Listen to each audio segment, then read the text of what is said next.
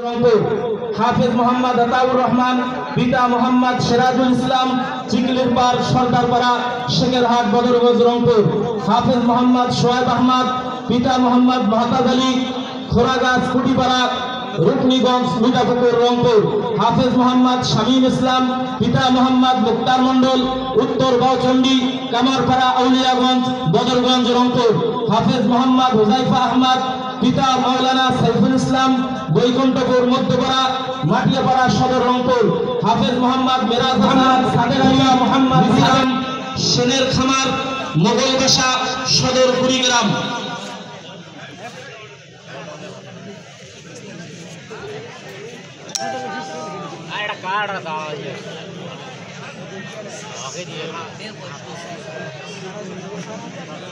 সাথে সাথে হাফেজদের ওস্তাদ দুইজন, তাদের মাথায় পাগড়ি পরিয়ে দেবেন আমাদের আসাতেজায়ে কেরামগণ, মুরব্বিয়ানে কেরামগণ।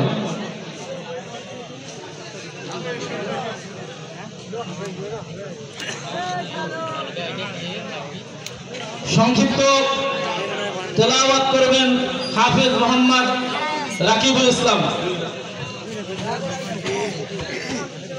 আসসালামু আলাইকুম ওয়া রাহমাতুল্লাহি ওয়া বারাকাতুহু।